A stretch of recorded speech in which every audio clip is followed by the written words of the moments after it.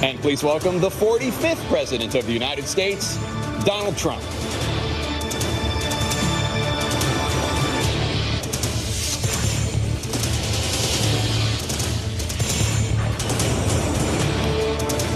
Gentlemen, thanks so much for being here. Let's begin the debate. Is JEJE Vibe, vibe, vibe, vibe. Is JEJE Vibe. Is JEJE Vibe. You know it's JEJE Vibe. Is JEJE Vibe. What's up, ladies and gentlemen? All my people around the world. We back. Welcome to JEJE Vibe. You know we back again. Like we never left. You know I got the queen with me. As always. Baby looking amazing. Thanks, boo. What's up, guys? So we got to talk about the presidential debate. That was something. No, you don't. Oh shit! Oh shit! Oh shit! Oh shit! Oh shit! Oh shit! Oh shit! Oh shit! That was something. So this is like the rematch, I guess, for Donald Trump going against the champion, the sitting president, Joe Biden, Uncle Joe. And the debate was... It was just there. Or disappointing. Look, making sure that we're able to make every single solitary person eligible for what I've been able to do with the with the COVID. Excuse me, with dealing with everything we have to do with. Look, if we finally beat Medicare. Thank you, President Biden. President Trump. Crazy. A really disappointing debates. I was expecting fireworks. I guess the debate was more on personal vendetta, back and forth. Exactly. Not really about the American people. And that's sad. That's really sad. That we just see the two potential head of states and everybody, like the both of them were just blaming current situation on the past president. crazy. Past president blaming current president on the current situation. Crazy. Ain't that something? Crazy. So we're gonna check out some of the highlights of this presidential debate that happened last night. And you guys are going to follow us on this journey of the presidential debates, and let's see who really came out to, or let's say who really came out to win. I think both of them lost, in my opinion. Yo, crazy.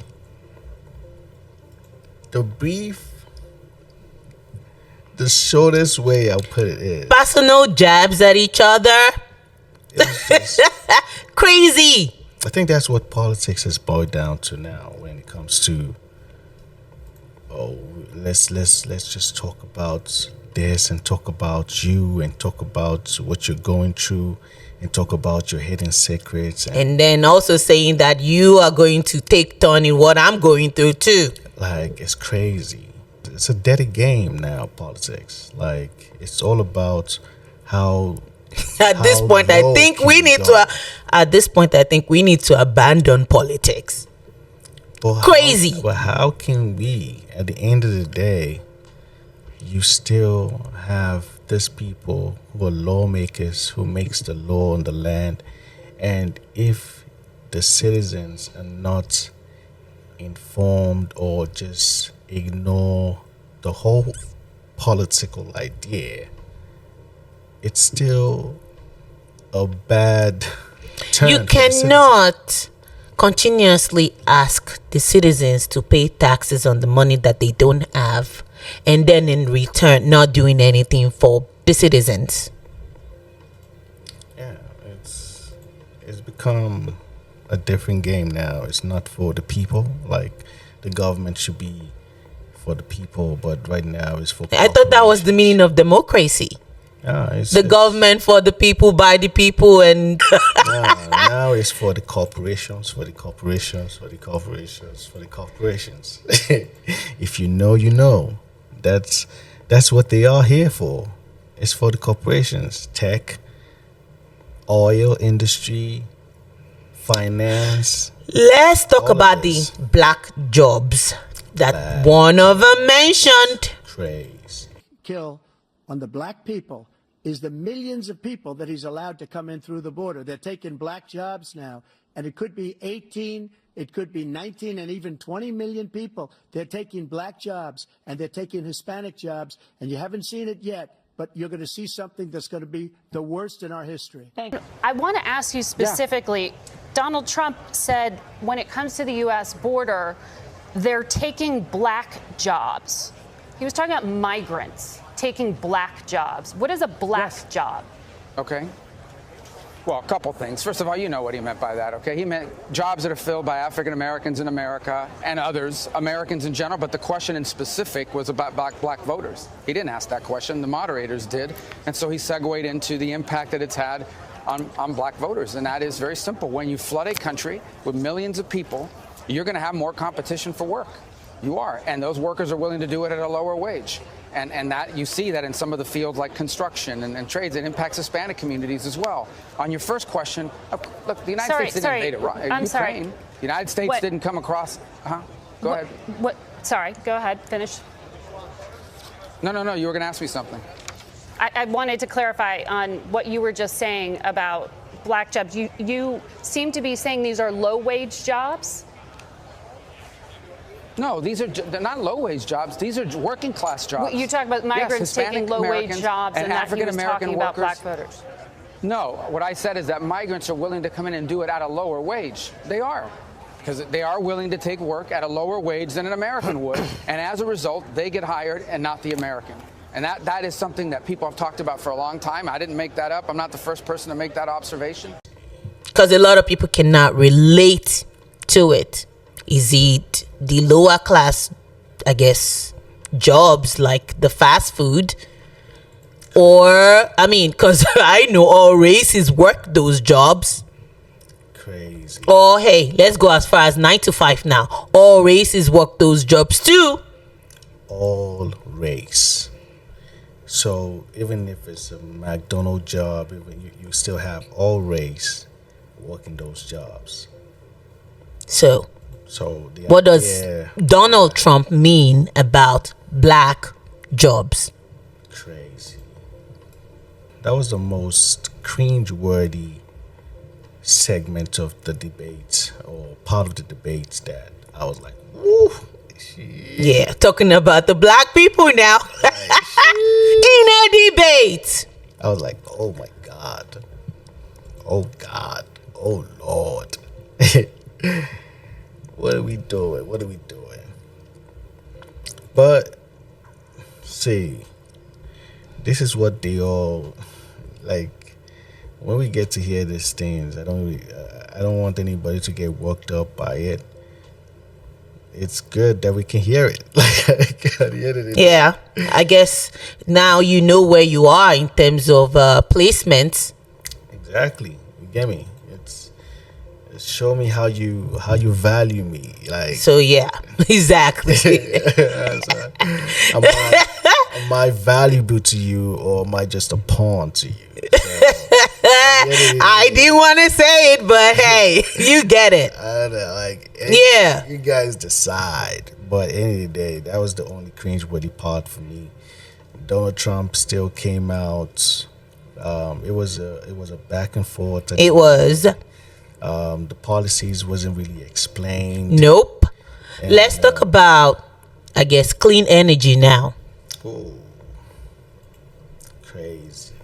President Trump, will you take any action as president to slow the climate crisis? So I want absolutely immaculate clean water, and I want absolutely clean air, and we had it.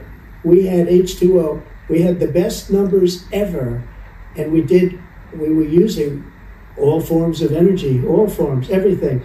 And yet, during my 4 years, I had the best environmental numbers ever. And my top environmental people gave me that statistic just before I walked on the stage. That was one part of the debate. Considering the fact that we've been going through extreme climate change these days. Exactly. Extreme hotness, extreme flooding. And you guys have seen we've made videos about that. Like Yes, we have. And about there are that. several numbers of it too in the US that we didn't touch upon, but it did happen. Crazy. And it's still happening. The climate is going crazy right now. It is. So the response Donald gave is like He only cares about clean water and clean air. there needs to be more information given to him about it. So I guess maybe he hasn't really looked. Well, I guess it looks like they're going to have a second debate now. Yeah. And these are some of the questions that we would like to hear. Yeah. So I think it will be amazing if we're hearing them talk about the plans of what they intend to do for the future. That's what we would like to hear. Enough of the back and forth. Like enough of the That one of them now had to say, "Oh, let's stop acting like children here." like crazy. Take a look at what he says he is, and take a look at what he is. Look, I'd be happy to have a driving contest with him. The reason I got my handicap, which when I was vice president, down to a 6. But by the way, I told you before, I'm happy to play golf if you carry your own bag. Think you can do it? That's the biggest lie. He's a 6 handicap of all. I was at 8 handicap. Yeah. 8. Never. But I had, you know how many? I've seen you swing. I know you swing. Okay, let's not act like children. President Trump, we're going to 21 turn Let's not act like children. You to are a a child. specific. Honestly, I think the older folks are out of touch when it comes to the American people. They're too old to roll. They are too invested in their own bubble. Crazy. But I think it's also there's also a silver lining when it comes to this. We can also say, okay, it's just 4 years, so there's going to be a new. Oh no, I am not going to suffer another 4 years from any goddamn person. Yeah. We've had enough. So yeah, man, let's get it on. But at the end of the day, the debate was like, I think so far, the debate was given to Trump because. Who won the debate? We asked debate watchers in our instant poll, and the answer is a resounding Donald Trump did. 67% of debate watchers in our poll say Donald Trump won the debate tonight. Joe Biden, 33% say he won the debate tonight. Now, this group of debate watchers, they told us who they thought would win the debate going into it, before the debate, and take a look at how that changed over time. 55% thought before the debate that Donald Trump would win the debate. 45% thought Joe Biden would win the debate. Look at what the debate did to those expectations. Joe Biden was incoherent. Yeah. Making sure that we're able to make every single solitary person eligible for what I've been able to do with the with the COVID. Excuse me, with dealing with everything we have to do with. That was the key word that was floating on the mainstream media after the debates. Yep. The word. Incoherent. And that right now, as we speak, there is a deep, a wide, and a very aggressive panic in the Democratic Party. It started minutes into the debate, and it continues right now. So that was the key word that was floating on the mainstream media, and the sad part right now, the Democrats are calling for And I think there's a lot of people who are going to want to see him consider taking a different course now. We're still far from our convention, and there is time for this party to figure out a different way forward if he will allow us to do that.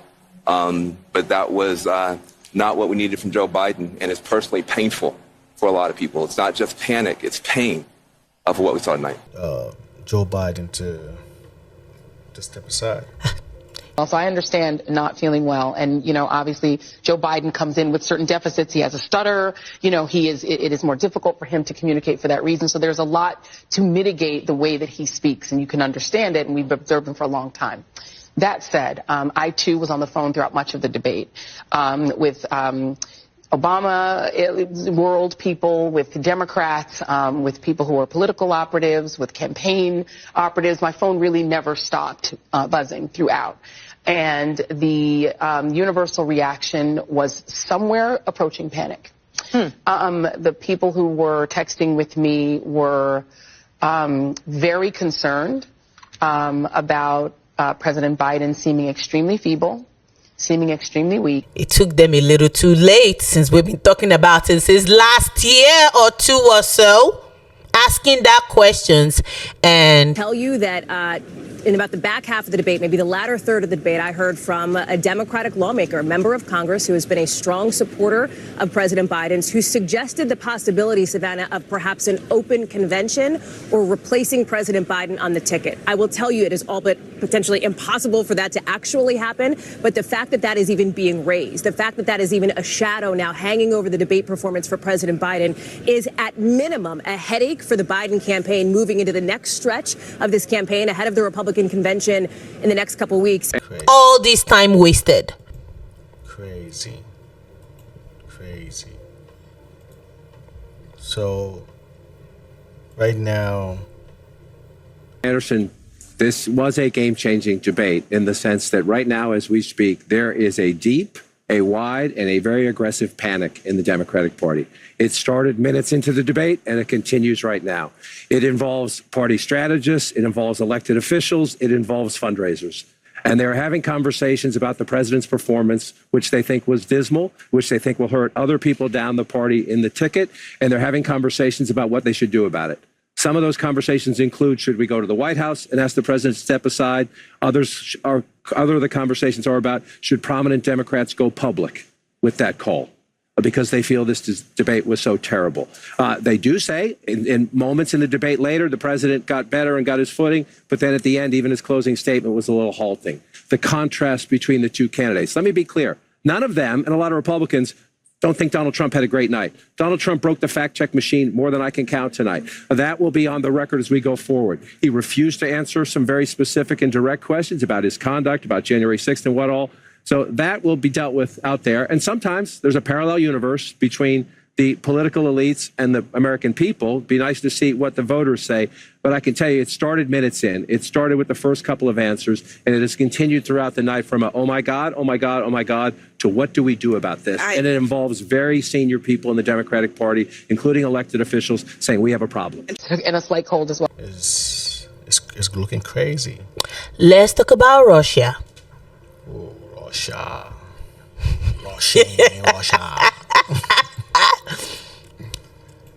I think the question was about Putin and Ukraine. Former President Trump, Russian President Vladimir Putin says he'll only end this war if Russia keeps the Ukrainian territory it has already claimed and Ukraine abandons its bid to join NATO. Are Putin's terms acceptable to you? First of all, our veterans and our soldiers can't stand this guy. They can't stand him. They think he's the worst commander-in-chief, if that's what you call him, that we've ever had. They can't stand him. So let's get that straight. And they like me more than just about any of them. And that's based on every single bit of information. As far as Russia and Ukraine, if we had a real president, the president that knew, that was respected by Putin, he would have never invaded Ukraine. A lot of people are dead right now, much more than people know. You know, they talk about numbers. You can double those numbers, maybe triple those numbers. He did nothing to stop it. In fact, I think he encouraged Russia from going in.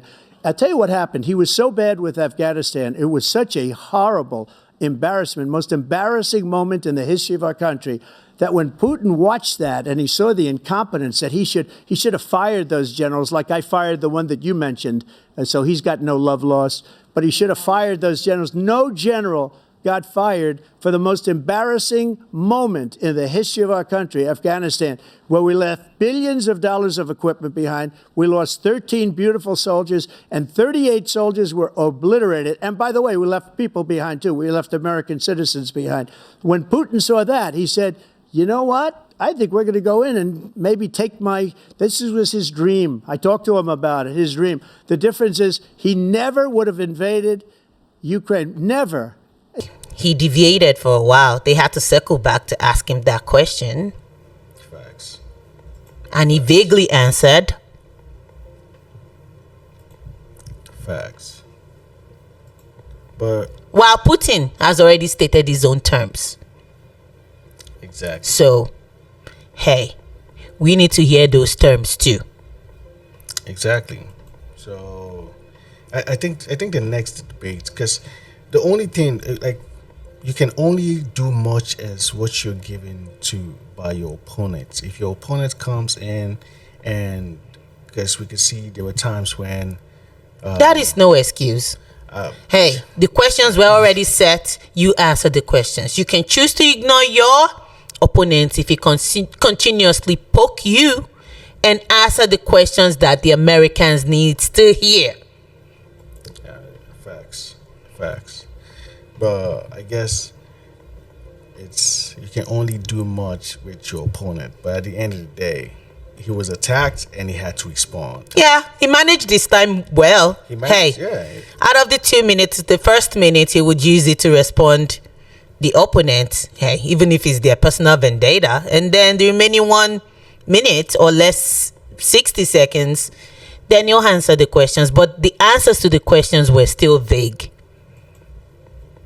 Oh, it's not about, I know this person, I know that person. Oh, this person is my friend, Or, hey, I have the police in my pocket.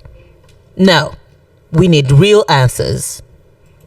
Exactly. So, real answers. I think hopefully we get that when it comes to if they're going to have a next debate. Like from now, what we're looking at right now, we don't know if the next news cycle will be, oh, there's somebody who's coming now to replace Joe Biden.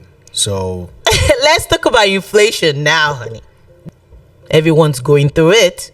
Yeah, I think that was the first question that they tackled. And let's start with the issue that voters consistently say is their top concern, the economy. President Biden, inflation has slowed, but prices remain high. Since you took office, the price of essentials has increased. For example, a basket of groceries that cost $100 then now costs more than $120. And typical home prices have jumped more than 30%.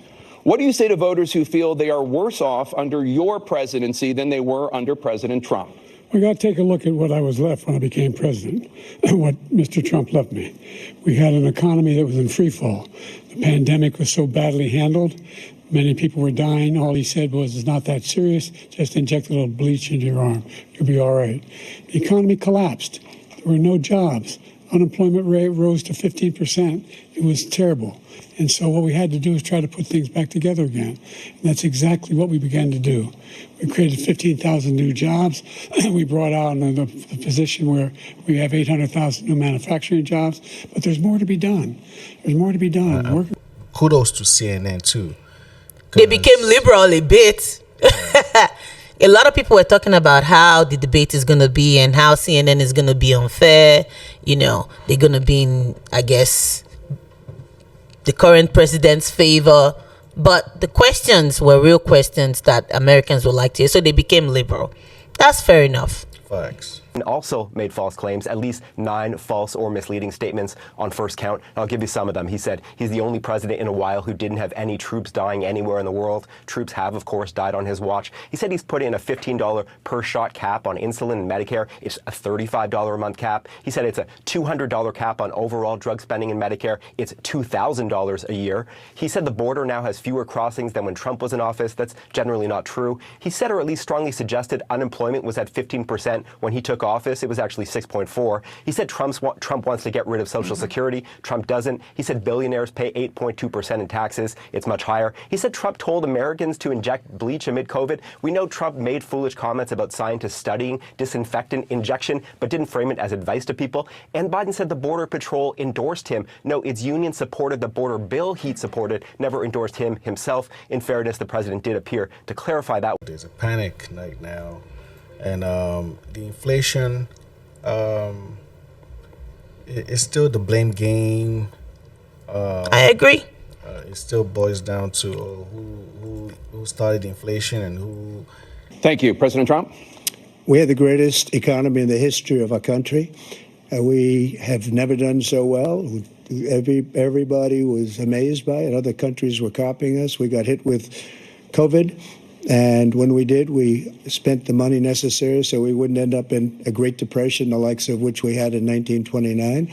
By the time we finished, so we did a great job. We got a lot of credit for the economy, a lot of credit for the military, and no wars, and so many other things. Everything was rocking good. But the thing we never got the credit for, and we should have, is getting us out of that COVID mess. He created mandates that was a disaster for our country. But other than that, we had given them back a country where the stock market actually was higher than pre-COVID, and nobody thought that was even possible. The only jobs he created are for illegal immigrants and bounce-back jobs, a bounce-back from the COVID. He has not done a good job. He's done a poor job, and inflation's killing our country. It is absolutely killing us. Thank you. President Biden? Well, look, the greatest economy in the world. He's the only one who thinks that, I think. I don't know anybody else who thinks he had the greatest economy in the world. And, you know, the fact of the matter is that we found ourselves in a situation where his economy, he rewarded the wealthy. He had the largest tax cut in American history, $2 trillion. He raised a deficit larger than any president has in any one term. He's the only president other than Herbert Hoover who's lost more jobs than he had when he began, since Herbert Hoover. Who assigned inflation or who made inflation happen is. But my own thing is that, hey, I can understand that some people leave a bad job for you to clean up. But then this is your time to now clean up the mess. If you're busy cleaning up the mess, you won't have time complaining about the mess. Facts. You just clean up. Facts. But you're busy complaining about the mess and you're not doing anything about it. And the mess is still stinking. Crazy immigration too. Just domestic deportation operation in American history, unquote. Does that mean that you will deport every undocumented immigrant in America, including those who have jobs, including those whose spouses are citizens, and including those who have lived here for decades? And if so, how will you do it? Just 1 second. He said we killed 3 people.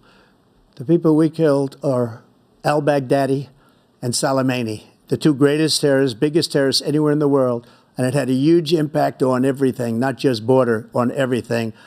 He's the one that killed people with the bad water, including hundreds of thousands of people dying and also killing our citizens when they come in.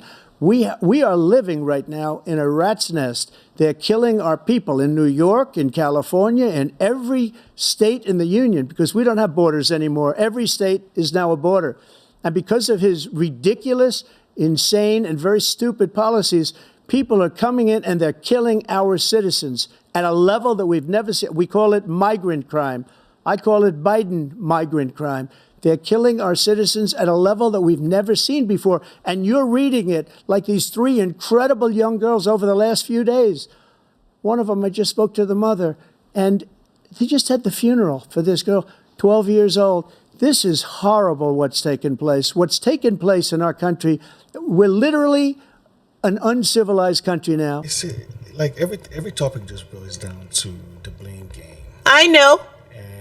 But it's undeniable that if it's that part, Trump won when it comes to, because if you look at it, his time when he was president was not like hectic when it comes to the influx of illegal migration.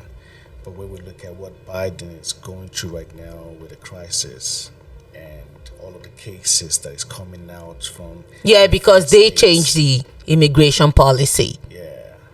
So... So you cannot change the immigration policy and now blame it on the past president. Get me? No. Because he's like... That's your own doing. That's one thing. And you need to undo it. Yeah, that's one thing you can stand on, because he was talking about building a wall, and now you scattered the wall. Like, yep. And now you want to build the wall. Like, so it boils down to he was right when he was talking about building a wall. So you went back to what your opponent was doing. Like, he doesn't want it to be. He just doesn't know. He opened the borders. Nobody's ever seen anything like. And we have to get a lot of these people out, and we have to get them out fast, because they're going to destroy our country. Just take a look at where they're living. They're living in luxury hotels in New York City and other places. Our veterans are on the street. They're dying because he doesn't care about our veterans. He doesn't care. He doesn't like the military at all. And he doesn't care about our veterans. Nobody been worse. I had the highest approval rating for veterans taking care of the VA. He has the worst. He's gotten rid of all the things that I approved. Choice that I got through Congress, all of the different things I approved, they abandoned. We had by far the highest, and now it's down in less than half, because he's done all these great things that we did. And I think he did it just because I approved it, which is crazy. But he has killed so many people at our border by allowing all of these people to come in. And it's a very sad day in America. So the debates was the first round. We'll give it to Trump, but hopefully that the next round, if they're going to have a part two, hopefully, like they said, this is the first presidential debate. So honey, I guess the icing on the cake, the last one, January 6th. January 6th. What do you say to those voters who believe that you violated your constitutional oath through your actions and inaction on January 6, 2021, and worry that you'll do it again? Well, I didn't say that to anybody. I said peacefully and patriotically. And Nancy Pelosi, if you just watched the news from 2 days ago, on tape to her daughter, who's a documentary filmmaker, they say, but she's saying, oh, no, it's my responsibility. I was responsible for this. Terry, we did not have any accountability for what was going on there, and we should have. This is ridiculous. You're going to ask me in the middle of the thing when they've already breached the inaugural stuff that should we call the Capitol Police? I mean the National Guard? Why weren't the National Guard there to begin with? They thought that they had sufficient resources. No, there's not a question of how they had been. They don't know.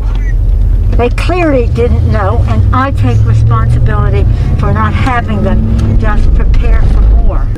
Because I offered her 10,000 soldiers or National Guard, and she turned them down. And the mayor in writing, by the way, the mayor in writing turned it down, the mayor of D.C. They turned it down. I offered 10,000 because I could see, I had virtually nothing to do. They asked me to go make a speech. I could see what was happening. Everybody was saying they're going to be there on January 6th. They're going to be there. And I said, you know what? There's a lot of people coming. You could feel it. You could feel it too, and you could feel it. And I said, they ought to have some National Guard or whatever. And I offered it to her. And she now admits that she turned it down. And it was the same day she was, I don't know, she can't be very happy with her daughter because it made her into a liar. She said, I take full responsibility for January 6th. Like, there's not been any case that has suggested that happened. Yeah, but hey, Trump did gaslight some people on Twitter, and that was why his account got banned. President Biden? Look, he encouraged those folks to go up on Capitol Hill, number one. I sat in the dining room off the Oval Office. He sat there for 3 hours watching, begging, being begged by his vice president and a number of his colleagues on the Republican side as well to do something, to call for a stop, to end it. Instead, they talked about these people being patriots and great patrons of America. In fact, he says he'll now forgive them for what they've done. They've been convicted. He says he wants to commute their sentences and say that no. But he went to every single court in the nation. I don't know how many cases, scores of cases, including the Supreme Court. Yeah. But at the same time, it's like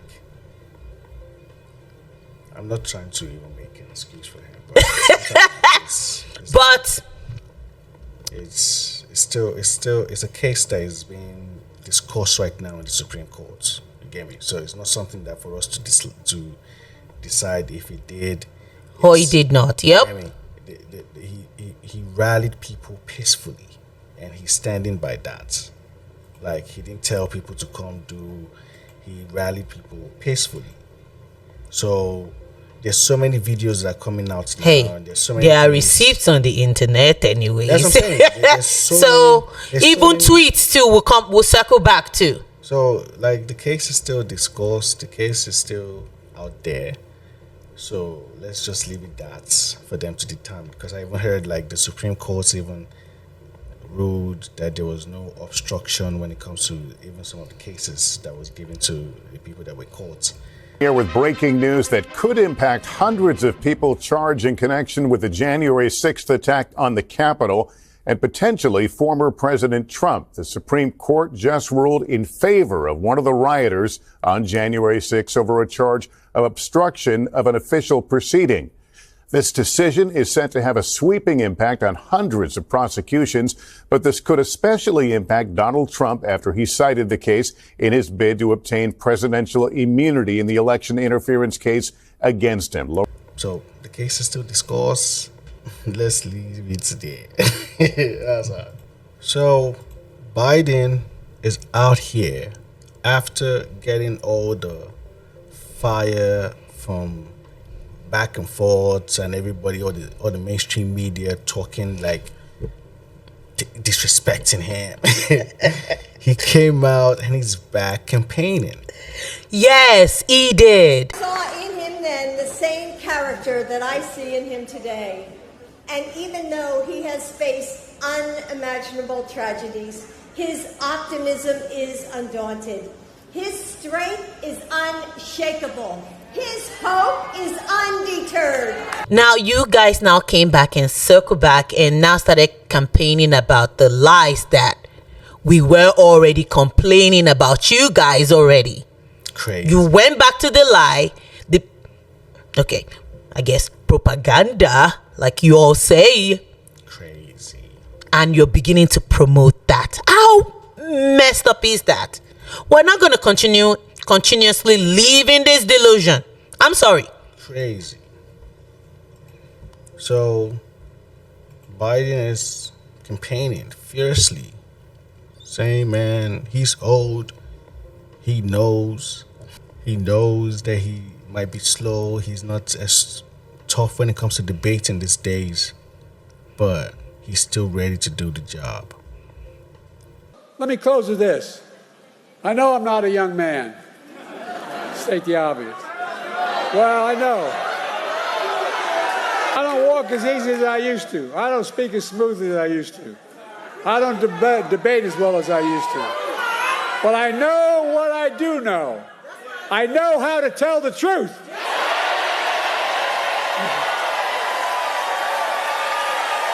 I know right from wrong.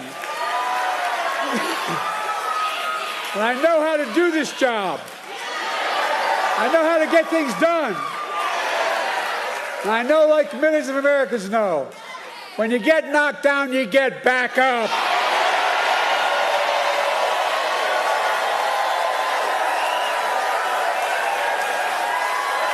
I know what it took to take our economy from the depths of the pandemic to where it is today, the strongest economy in the world. I know what it'll take to bring this economy to everybody. I know what it'll take to rally the world to stand up against Putin and defend freedom, not yield to him. And I know what it'll take to keep the world safe and free for the years ahead. Folks, I give you my word as a Biden, I would not be running again if I didn't believe with all my heart and soul I can do this job. Okay. This is the first round. The first round of the debate. Didn't hear no bell. All right, that's right. Slip the jab. So I guess we can add one more. Convicted felon. Shit. Woo. That was a tough one. It was? That was a tough one. The convicted felon, it looks like that was a tag that they were really going for. So they really He said he's still. Hey, Joe Biden said he's still going to face several trials. He mentioned it. Yeah. And then Trump in return tells him that, hey, if I'm a convicted felon, then, hey, somebody might be too in the nearest future. This is crazy. So, it's crazy. Like, even Hunter Biden is going through it right now. So, he's also a convicted felon. So, this, like, it's just going to be a back and forth going on. And it's still not going to be about the American people. And I think, and this is sad. It's a Pandora's box that has been opened. Like a convicted felon. His son is a convicted felon at a very high level. His son is convicted, going to be convicted probably numerous other times. Should have been convicted before, but his Justice Department let the statute of limitations lapse on the most important things. But he could be a convicted felon as soon as he gets out of office. Joe could be a convicted felon with all of the things that he's done. He's done horrible things. All of the death caused at the border, telling the Ukrainian people that we're going to want $1 billion or you change the prosecutor. Otherwise, you're not getting $1 billion. If I ever said that, that's quid pro quo. That we're not going to do anything. We're not going to give you $1 billion unless you change your prosecutor having to do with the son. This man is a criminal.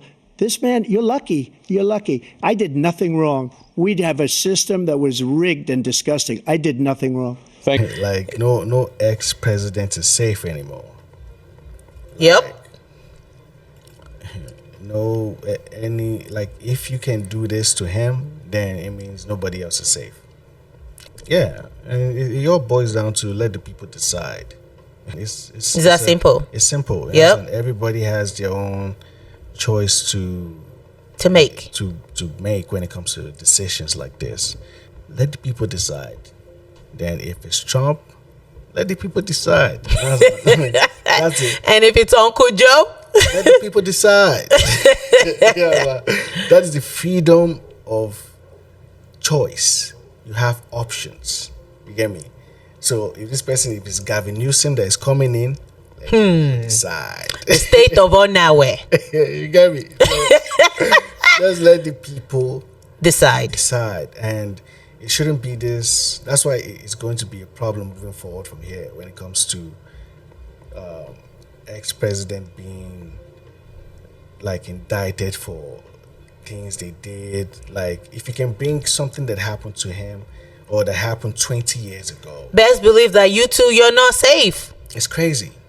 So it's just a Pandora's box that I've been hoping. You can't tell him, oh, are you going to be revenging? Are you going to do revenge? When you keep poking the bear. Obviously he's going to revenge. It's only human. At the end of the day, you're using the power you have right now to put me through this. And when I have it in return, ain't no telling what I'm going to do when I have it. Yep. I can just pause. You get me? So it all boils down to, man, this is something that you don't want to open, and it has been opened. It has been opened. And let's see how it goes from here. Everyone is for grabs these days. It's crazy. Let's see how it goes from here. So, guys, drop a comment. Let us know how you guys feel about the presidential debate. Was it worth your time, or were you able to decide on who you're going to be going for when it comes to the coming election? Drop a comment, let us know. You're welcome to JEJE Vibe, and if you're new to the channel, don't forget to hit the like, subscribe, don't be dulling. Welcome to JEJE Vibe. See you in the next one, guys. Bye now. Oh shit. Is JEJE Vibe. JEJE Vibe, vibe. Is JEJE Vibe. JEJE Vibe. We move. It's gone. Like a thief in the night, yo. Gone. Like a thief in the night, yo.